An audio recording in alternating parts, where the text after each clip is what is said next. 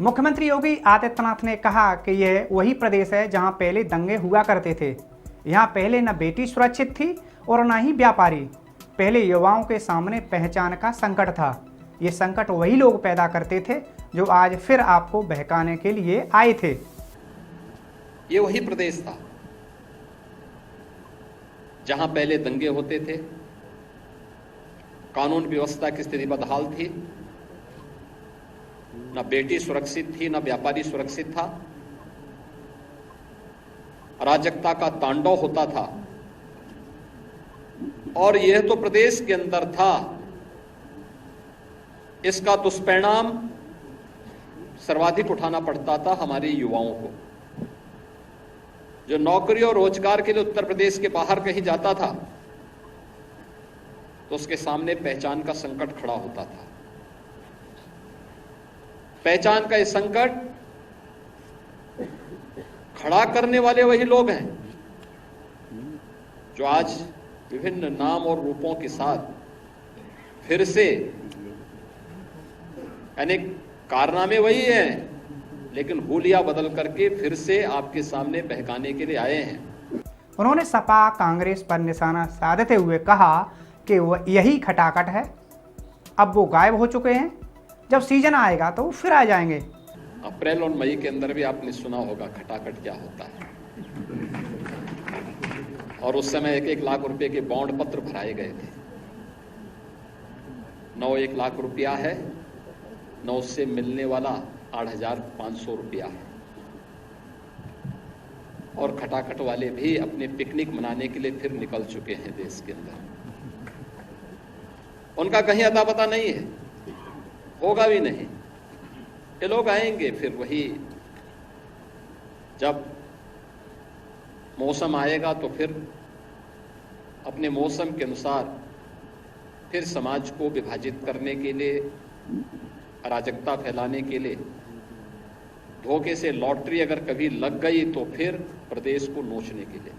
मुख्यमंत्री योगी आदित्यनाथ ने अधीनस्थ सेवा चयन आयोग के अभ्यर्थियों को नियुक्ति पत्र वितरण समारोह में ये बातें कहीं। मुख्यमंत्री योगी आदित्यनाथ ने कहा कि इसमें आरक्षण नियमों का पूरी तरह पालन हुआ है।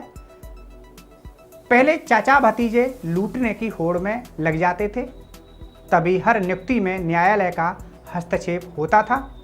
अब बेरोजगारी न्यूनतम स्तर पर है। ये चीजें दिखती हैं। जितने भी 1036 युवाओं को ये नियुक्ति पत्र वितरित हुए हैं, शासन की मंशा, आरक्षण के नियमों का पालन करते हुए ये नियुक्ति पत्र उन्हें वितरित किए जा रहे हैं। और इन युवाओं ने अपनी मेहनत से कार्य किया है, उसका परिणाम इनके सामने है। एक भी व्यक्ति ने, उसके परिवार के किसी सदस्य ने किसी से सिफारिश नहीं की होगी और न कहीं किसी प्रकार का कोई लेन देन किया होगा। क्या 2017 के पहले ये संभव था? कतई नहीं था, क्योंकि 17 के पहले तो चाचा और भतीजे में ही होड़ लग जाती थी कि कौन कहां से कितना वसूली कर ले। ये होड़ का जो सिलसिला चलता था, कहां पहुंचा दिया था? उत्तर प्रदेश को किस रसातल पर पहुंचा दिया था। कोई भर्ती ऐसी नहीं थी जिसकी जांच न हो रही हो। कोई भर्ती ऐसी नहीं थी जिस भर्ती में न्यायालय को हस्तक्षेप न करना पड़ा हो। कोई भी ऐसी प्रक्रिया नहीं इन्होंने अपनाई थी जिसमें कहीं पारदर्शिता और निष्पक्षता दिखाई देती हो।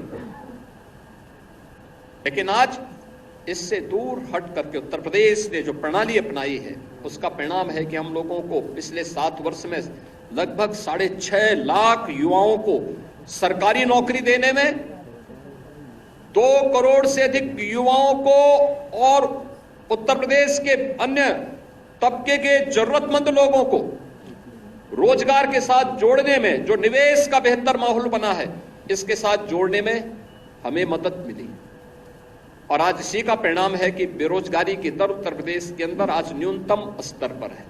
जब विभिन्न राज्यों के सीएम मिलते हैं तो कहते हैं कि अब यूपी के लोग लौट रहे हैं, इसलिए उनकी कंपनियों में संकट का बादल मंडरा रहा है। देश के अंदर बहुत सारी ऐसी जगह हैं जहां पहले उत्तर प्रदेश का व्यक्ति नौकरी के लिए जाता था, रोजगार के लिए जाता था, आज वो वापस आया है। मेरे पास तो अक्सर जब हमारा सीएम कॉन्क्लेव होता है या नीति आयोग की किसी बैठक में या भारत सरकार की किसी बैठक में देश भर के मुख्यमंत्री जुड़ते हैं, उस समय तमाम मुख्यमंत्री इस बात को कहते हुए सुनाई देते हैं कि यूपी का व्यक्ति आज वापस जा रहा है, हमारे यहाँ उद्योगों में संकट आ गया है, हमारे यहाँ अन्य कार्यों में संकट आ रहा, हमारे कार्य, हमारी व्यवस्था प्रभावित हो रही है।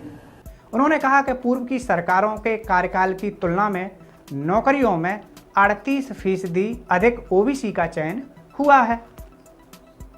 17 से लेकर के अब तक हम लोगों ने जो प्रदेश के अंदर उत्तर प्रदेश लोक सेवा आयोग के माध्यम से चयन किया है, इनमें कुल चयन किया था उनकी 26,394 की तुलना में हम लोगों ने किया 46,675 और इसमें ओबीसी का जो कुल प्रतिशत है इसमें 17,929 ओबीसी के प्रत्याशी चयनित हुए हैं, जिनका प्रतिशत है 38.41%। और अगर ओबीसी एससी एसटी के प्रतिशत को हम देखेंगे तो यह 60% से अधिक चयन केवल इस वर्ग से हुए हैं।